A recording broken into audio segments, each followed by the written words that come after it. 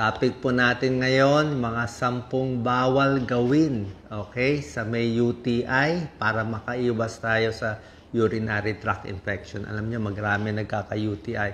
Pati po yung mga controversial topics pag-uusapan natin. Tunay ba na yung soft drinks, pwede ba magdulot ng UTI? Mga junk foods, maalat, pwede ba magka-UTI? Iba pa, mga swimming pool. Pwede ba mag-swimming? Pwede ba magtalik, mag-contact pag may UTI? Pag-usapan natin lahat yan. Actually, medyo controversial yung mga ibang topics pero di-discuss natin na maganda. Pero unahin muna natin, ano ang senyales ng may UTI? Minsan, parang walang senyales, lalo na kung mild lang naman yung UTI mo.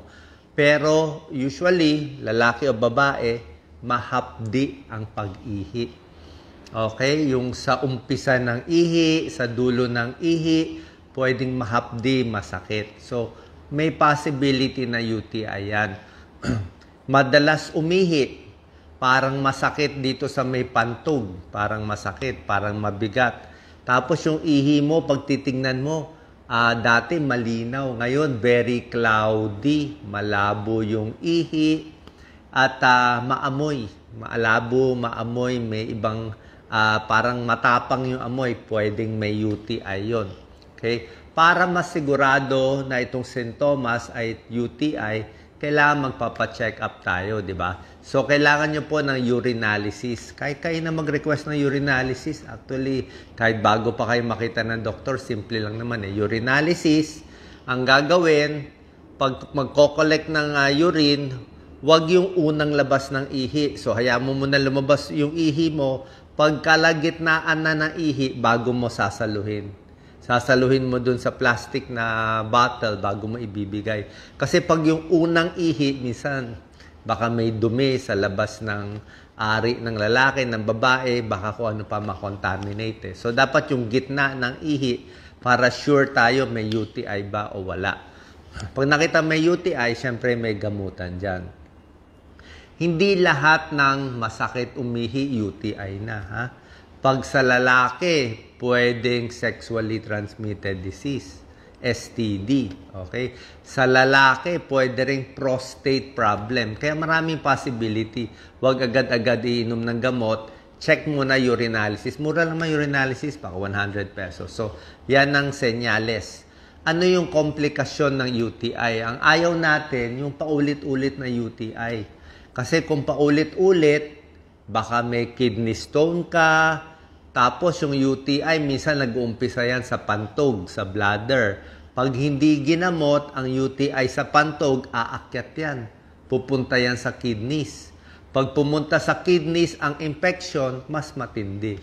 So pag yung infection ng UTI nasa pantog, cystitis pa lang, mas mild yan, walang lagnat. Pag napunta sa kidneys, lalagnatin na, delikado na, baka 40 lagnat, ma-hospital ka na, mamaya ma-kidney failure, pyelonephritis yun, ibig sabihin, mas malala yun.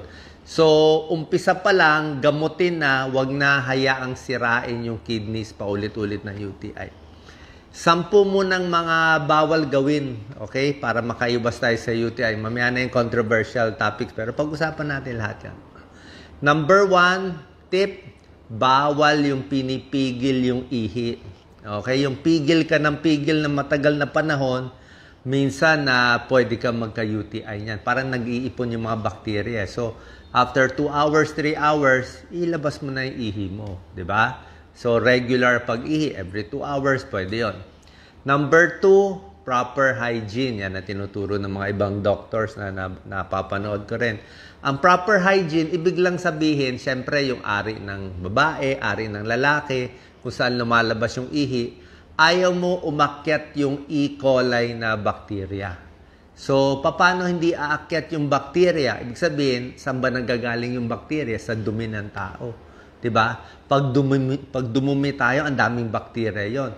Ang labasan ng dumi natin, pati yung labasan ng ihi sa babae, magkalapit eh. So, minsan, baka pag naghuhugas ka ng puwet, baka yung dumi mapunta dun sa, sa labasan ng ihi ng babae, pwede ka magka-UTI, di ba? Kung hindi malinis, baka yung paghugas, di ba? Hindi malinis. Sa lalaki, mas maliit ang tsansa dapat ng UTI. Kasi yung ari ng lalaki mas mahaba eh. So, mas maliit dapat ang chance. Pag ang lalaki nagka-UTI, i-check na natin mga misis. Baka may ibang partner yung lalaki nyo. Kasi bihira lang magka-UTI ang lalaki. Pag lalaki nagka-UTI, i-check nyo kung baka may sexually transmitted disease. Pero sa babae, common ang UTI. Okay? So, 2, proper hygiene. So, paghugas ng pagdumi, wag lang mapunta dun sa ari ng babae.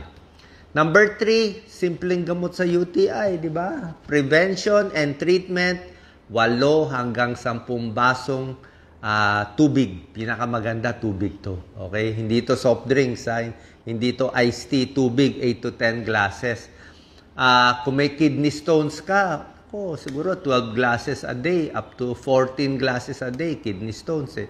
UTI, 8 to 10 glasses of water. Actually, may mga pag-aaral kung ang UTI nyo mild lang. Yung konti lang. Kasi minsan yung bacteria, konti lang eh. So, pag mild lang ang UTI mo, iniinuman lang ng 2 basong tubig yan. Yung 2 baso lang. Isabay mo lang, lalo na kung bata ka pa, kaya mo yan. 2 basong tubig, minsan, tanggal na yung UTI. Lagi ko nga na-example, ang UTI parang sa kubeta, di ba? Pag pina-flush mo. So, pag inom ka ng maraming tubig, ihi ka ng ihi, parang nasa kubeta ka, flush ka ng flush 10 beses. So, tignan nyo yung kubeta nyo. Pag flush kayo ng flush, ang linis ng tubig, di ba? Pero kung may dumi yung kubeta, 1 beses lang yung flush, di ba? May tira pang dumi. Diba? O kung bihira ka mag-flush, 3 beses ka lang mag-flush ng kubeta, di puro dumi yun sa tubig, di ba? Pero kung 10 basong tubig, 10 basong beses 10 times ka iihi araw-araw, flush ka ng flush. Yan ang trabaho ng pag-inom ng maraming tubig. Tingnan mo pag yung pantog mo may konting bakterya, okay, kunyari, ito yung pantog, may bakterya, ang inom mo ng tubig, konti lang, ang daming bakterya sa konting tubig, di ba? Pero kung meron kang ganong karaming bakterya, tapos ang iniinom mong tubig, 2 baso, 3 baso, so, may bakterya ka pa rin, pero malabnaw na siya. Parang kumonti yung bakterya, lumabnaw eh. Kasi dumami yung tubig eh. So, dahil mas malabnaw, mas hindi nananatili yung bakterya, mas nalalabas siya, less sintomas, mas gagaling siya. Unlike pag hindi ka inom ng tubig, talagang magkaka-UTI tayo yan. Madidehydrate ka. Yan ang risk factor for UTI. So, yan tubig. Number 4, ito mahalaga. Tapos magtalik, kahit bago magtalik ang lalaki, ang babae, kailangan umihi muna. Okay? Especially after magtalik, kailangan 1 ihi bago matutulog. Bakit? Diba sinabi ko nga sa inyo, ang urethra ng babae, maiksi, syempre nagtatalik, may contact, may friction, may gas-gas, so may possibility, may papasok na bacteria dun sa babae, diba? Kaya may tinatawag na honeymoon cystitis. Very common yan. Honeymoon cystitis. Mag-asawa, mag-partner, o baka hindi mag-asawa, first time nagtalik, pagtalik nila sa honeymoon, cystitis na UTI. Very common yan. Bakit? Hindi umihi after magtalik. At dapat nga, bago magtalik, uminom ng maraming tubig para pag ihi mo, malabas mo lahat ng dumi. Tapos maghuhugas din ng puwerta afterwards. Diba? Hindi kayo mapapasma, kailangan maghugas para mabawasan ang chance ng UTI. Number 5, pasensya na, medyo maselan tong tips natin pagdating sa pagtatalik, number 5, bawal yung medyo, aggressive na pagtatalik o wild na pagtatalik. Yung sobrang lakas o sobrang kung ano ginagawa, baka maraming mapasok na bakterya magkaka-UTI din, magkakasugat pa. Diba? So, ingat din. Pwede rin gumamit ng mga KY jelly, lalo na kung may edad na yung babae, kung medyo dry na yung babae. Kung kulang sa lubrication yung babae, magagasgas, masusugat, mag-UTI, mag-infection. Kaya minsan gumagamit ng KY jelly o ibang pampadulas. So yan, nasa pagtatalik, pwede magka-UTI. Number 6, bawal yung matatapang na sabon. Yung, siyempre, maselan yung parts natin, yung private parts, manipis yan eh. So, hindi ka pwede yung gumamit ng sabon panlaba o pearl o yung kung anong mga panlaba, mga douche, nagdo-douche pa o maraming perfume na pinapahid, mai-irritate lang, baka magka-UTI. Yung masyadong mababangong product o kung anong powder na nilalagay, wag na po. Paghugas lang talaga, tubig and mild soap. Warm water, baka konting mild soap lang, pwede na yan. So, iwas sa harsh soap. Number 7, ito medyo controversial na. Actually, hindi man controversial eh. May mga tao lang kasi mahilig magtalo na magtalo. Wala namang controversy eh. So, number 7, ito yung unang public pool. Okay? Swimming pool sa maraming tao. O sa dagat, magsiswimming. Pwede ba magka-UTI? Paano kung may UTI na? Actually, common sense lang to. Pagbabasahin mo kasi yung mga sabi ng ibang eksperto, pag nag-swimming ka daw sa swimming pool, hindi ka naman dapat magka-UTI, di ba? Swimming pool eh. Pero, depende sa swimming pool. Eh, kung naligo ka sa dagat, sa Manila Bay, na ang dumi-dumi minsan, di ba? O yung iba, naligo sa kanal, yun talaga madumi yung tubig. Eh, pwede ka magka-UTI doon, di ba? Pag madumi yung tubig, kung yung swimming pool na sobrang dumi, 'di ba? Hindi lang infection sa UTI, pwede magka-infection sa mata, pumasok bakterya sa tenga, malunok mo yung leptospirosis, lahat pwedeng pumasok yan kung gaano kadumi, 'di ba? Paano kung meron ka ng UTI, may UTI ka na, pwede pa ba mag-swimming, 'di ba? Actually, kung maliligo ka lang, wala namang masama, 'di ba? Ligo ka lang kahit may UTI o nasa hot tub, bathtub, pwede naman maglubog. Although yung mga swimming pool may chlorine, tandaan nyo, may chlorine matapang yung chlorine. Tapos nag-swimming ka ng matagal, medyo yung balat natin sa private part kung may UTI ka na, 'di ba? Medyo malalamog 'yun 'di ba? So, may chance na baka lumala yung sintomas. Yun lang ang point dun eh. Kung mataas yung chlorine, baka hindi malinis yung swimming pool, may UTI ka na, pagalingin mo muna. Diba? Pag magaling ka na, tsaka ka na mag-swimming. Pero yung mabubuntis sa swimming pool, usually, hindi tunay yan. Maliit ang chance, medyo malabo naman na mabuntis. Yan another topic yan. Number 8, ang bawal, masikip na underwear. Okay? Pag sobra sikip ang underwear nyo, lalo na kung nylon, di ba, ang init-init. Pag sobra init, pinapawisan ang singit, pinapawisan ang private part. Pag pinapawisan yan, very moist, pwede magka-bacteria. Hindi lang UTI yan, yeast infection. Common yan sa babae. Nagkakaroon ng discharge yung babae. Maputi, madilaw na discharge, minsan may amoy. Kasi nga, sobrang mga panty liner, yung mga ganyan, ayaw ng mga dermatologist yan. Ayaw ni Dr. Catigo, derma na. Sabi niya, yung mga panty liner, sobrang sikip. Sabi nga ni Dr. Catigo, yung guest namin lagi na derma, kung ang size mo daw medium, bilhin mo daw large. Kung ang underwear mo large, bilhin mo daw XL. Di bali na medyo mukhang losyang, pero at least mas mahangin, mas maganda. Yung iba nga sa gabi, walang underwear, mas mahangin, mas gagaling yung mga infection sa singit, lalo na sa lalaki, sa babae. Hindi lang UTI yun. Number 9, dapat syempre malinis yung private part, diba? Hindi pwedeng hindi lilinisin sa malinis lang na tubig at mild soap. And number 10, dapat i-manage ang chronic condition. Anong chronic condition? Kung may diabetes kayo, okay, may diabetic, hindi controlled ang blood sugar, high risk for UTI. Pwede magka-UTI ang diabetic. Bakit? Mahina ang katawan hindi controlled ang blood sugar. Mahina immune system. Mabilis tamaan ng UTI. Another chronic condition, kidney stone. Okay? May bato sa bato, may kidney stone ka, mahina ka uminom ng tubig, nagka-kidney stone. pwede rin tubuan ng UTI yun. Hindi agad-agad yung may diabetes, may kidney stone, hindi agad-agad magkaka-UTI, pero higher risk siya sa normal. So ito yung mga bawal gawin, yung mga bawal pagpigil. Okay, punta na tayo doon sa mga controversial topics. Okay, nakita ko ang dami nagtatalo mga doktor, mga pasyente. So ito yung tanong, soft drinks ba, matatamis ba, junk food ba, pwede ba magdulot ng UTI? Okay, soft drinks, junk food. Pagtatanungin mo ang mga doktor, ang sagot nila ay hindi. Okay? Pagtanungin mo rin ibang expert, sagot nila ay hindi. Kasi ang paliwanag ay soft drinks, junk food, matamis, maalat, walang bakterya dun kumain ka lang. 'Di ba? Pero soft drinks, syempre, nakakataba. 'Di ba? Junk food, parehong hindi healthy yan.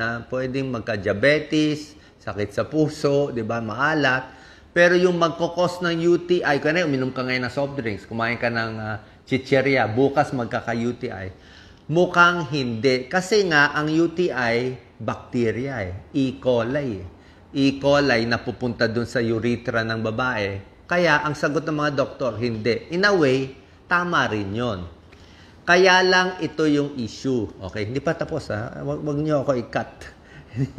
Kailangan maintindihan nyo. Paano kung yung soft drinks mo at chicheria mo 5 taon mo kinakain? Let's say 5 years ka na ng puro soft drinks, puro junk food, puro matatamis, puro bawal ang kinakain. Pwede ba higher risk for UTI? Actually, kung tutuusin, yung pangmatagalan 5 years o 1 year, 2 years, actually possible. Pero indirect. Paano nangyari? Sobrang matatamis, sobrang soft drinks, ang ginagawa mo, kain ka ng kain, magkaka-diabetes ka. Higher risk for diabetes, overweight, metabolic syndrome.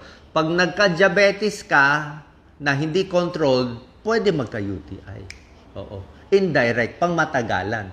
Siguro, pag puro ka na talagang soft drinks, humina na katawan mo, marami ng problema. Actually, soft drinks, matatamis, iced tea, and diabetes, hindi lang UTI magiging problema mo. Ang problema mo, kidney failure. Yun ang pinaka-nakakatakot. Kidney failure sa diabetes, makakabulag, ang daming diabetic retinopathy, napuputol yung paa, namamanhid yung paa, nagkakaroon komplikasyon sa puso, heart attack, stroke, diabetes, lahat yun. UTI, dagdag lang yun, dagdag komplikasyon. Pero, long term pa bago aabot sa UTI.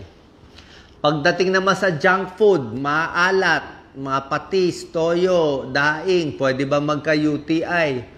Hindi agad-agad. Hindi yung kumain ka ngayon ng chicheria, bukas na. I don't think agad-agad. Pero, kung sasabihin mo sobra alat ang kinakain mo, ano mangyayari? Diba? Pag maraming alat, mababawasan ka ng tubig madidehydrate ka. Pag na-dehydrate ka, magkaka-kidney stone ka. Diba? So, pag nagka-kidney stone ka, ano pa ba? Junk food, sobra alat, pwede ka rin magka-kidney stone. Diba? Ayaw natin din yung sobrang salt kung may kidney stone ka. So, lahat itong junk food, unhealthy foods, higher risk for kidney stone, kung ano man yung kidney stone mo. Pag may kidney stone ka na, pwede ka na magka-UTI. Kasi dumidikit na dun yung UTI. So, in a way, soft drinks, junk food, in the long term, after 5 years, kung puro yan nang yan, pwede naman umabot sa UTI. So, pareho silang tama, yung mga nakikipag-away. Tama naman yung mga doktor, hindi agad-agad. Pero indirectly, in long term, pwede rin. At may kukwento pa ako sa inyo. Kasi yung mga pag-aaral sa medisina, pabago-bago. Oo. Minsan may pag-aaral noon. Paano kung next year may bagong pag-aaral? Possible na biglang magkukos na pala ng UTI, hindi natin alam. Pero, explain ko lang yung mga lumang pag-aaral. Okay? Sa lumang pag-aaral, meron ako nakita 2013, 2015, chinek nila ang mga pagkain ito at sintomas ng UTI. Yung may UTI na yung tao. Ang nakita nila, may mga pagkain nakakalala ng sintomas ng may UTI, may mga pagkain nakakaginhawa sa may UTI. Doon muna tayo sa nakakaginhawa sa UTI. Siyempre, tubig. Okay? Pero nakita nila, cranberry juice, wala tayo dito eh. Bibili ka lang sa mga imported supermarket.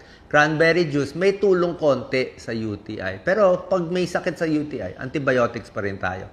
Pero cranberry juice, may konting pag-aaral, good. Yung mga citrus fruits, orange juice, parang may tulong din konti sa UTI. Mga probiotics, lactobacilli, good bacteria, may tulong din sa kung meron ng UTI. So, orange juice, cranberry juice, probiotic, maraming tubig, parang may tulong sa maliliit na pag-aaral. Small studies lang 30 people, 50 people, 2013 ginawa, 2015. At meron din maliit na pag-aaral, i-check nyo na lang. Pero maliliit kasi mga pag-aaral na yung mga matatamis, soft drinks at iba pa, nakakalala daw ng sintomas ng UTI. Pero small studies lang to, 30 people. Kaya pag sinabi kong maliit na pag-aaral, 30 people lang, medyo hindi pinaniniwalaan ng mga doktor. Kasi parang 30 pa lang yan eh. O, kahit tayo, yun lang ang meron. Hintayin natin na pag-aralan sa 200 people. Yung pag-inom ng soft drinks kung nakakalala. Okay? Pero kahit anuman yung paliwanag, huwag na kayo uminom, tubig na lang. Diba, nakakataba eh. Soft drinks, iced tea, kung ano matatamis, junk food. Alam naman natin, hindi okay eh. Kaya, hindi porke hindi ka magkaka-UTI agad, pwede na. Mali. Mali eh. Kasi minsan yung kababayan natin, pag sinabi mo, ay, hindi naman magdudulot ng ganyan yan eh. Akala nila pwede na. Hindi pwede. Diba? Nasa sa inyo. Next, last na to, treatment for UTI. Kung meron ng UTI, sabi ko sa inyo, ang simpleng treatment, pag mild UTI, check ang urinalysis. Malalaman ilan ang pus cells, ilan ang white blood cells, ilan ang bacteria, marami ba? Kung konti-konti lang ang infection sa ihi, baka mga 3 to 5, 5 to 10, baka makuha na ng inom ng tubig. Tubig lang. Okay? 10 glasses to 12 glasses of water in a day, baka makuha na yung UTI mo. Pero pag ang UTI mo sa urinalysis, TNTC. Anong TNTC? Too numerous to count. Sobra daming bacteria na hindi na po pwede. Kailangan magpa-check na tayo sa doktor, bibigyan kayo ng antibiotics. Ano yung mga antibiotics na binibigay? Unang-una, syempre, doktor dapat magbigay kasi nga hindi pwede sabihin. Pero bibigay ko na lang yung pangalan. Hindi nyo naman mabibili. Usually, mga coamoxiclav, pwede yan. Yung mga matatapang, mga ciprofloxacin, levofloxacin. Kaya lang itong mga gamot na to, kailangan doktor lang magpre-prescribe. Kasi nga, dapat sure na may UTI, at sure, tama yung tagal. Baka 3 days papainumin, baka 5 days, baka 1 day. Dapat doktor magbibigay. Kasi pag ininom nyo tong mga ciprofloxacin, marami na gusto mag-self-prescribe o mga coamoxiclav. Ang problema dyan, hindi mo mapapatay ng todo yung bakterya. At ang problema, pag sinanay mo yung katawan mo sa antibiotics, pag kailangan mo na siya, hindi na siya effective. Masasanay yung mga kalaban mo sa katawan sa antibiotics. Gusto natin kung kailan ka may tunay na UTI, may pulmonya na matindi, tsaka first time, parang virgin case, first time ka inom ng antibiotic para patay siya agad. Kasi pag inom ka ng inom every 3 months ng ciprofloxacin, inom ka ng inom, magiging resistant na. Yung mga bakterya mo, patapang na patapang. Pag sumobra sila tapang, pag uminom ka pa nitong antibiotics, wala nang silbi. Paano pinalakas mo sila eh? O, kaya gamitin lang yung antibiotics, suntukin yung bacteria at the right time, at the right dose para tulog. Baga kay Pacquiao dapat knock-out yung kalaban. Kung kailan lang kailangan siya, doon natin i-knock-out. Kaya kailangan doktor magbibigay ng antibiotics. Okay? And sabi ko nga, treatment of UTI, inom ng inom palagi, ihi ng ihi, iwas muna. Alak, nakaka-dehydrate. Kape, nakaka-dehydrate. Pwede mo konti, pero minsan nakaka-irritate. Spicy foods, nasa sa inyo, pwede, hindi pwede, pero iba na-irritate. Hot pack, pwede rin kung masakit ang puson, mainit. Probiotics, tulad na sinabi ko, probiotics, cranberry. May tulong, pero hindi siya substitute sa antibiotics. Pagtatalik, pag may UTI na, okay? Pag may UTI na, sa tingin ko, pwede time out muna sa pagtatalik. Kasi baka paggaling ka na sana, magdagdag ng irritation, magdagdag ng infection, at magkaroon ng reinfection. Sabihin, magaling ka na bagong galing ka pa lang na-infect ulit kasi nga aggressive yung partner mo di ba? So, yun ang problema. Kaya sabi ko nga, umihi, before, after, inom ng maraming tubig para malabas ang mga bakterya. Number 8, pahinga para lumakas ang katawan. Good hygiene sa ari. And number 10, monitor for complications. Pag may UTI, dapat walang lagnat, dapat hindi masakit dito sa likod, at dapat walang dugo sa urine. Okay, sana po nakatulong to, nakalinaw to sa paggamutan sa UTI at dito sa mga controversial topics sa UTI. Salamat po.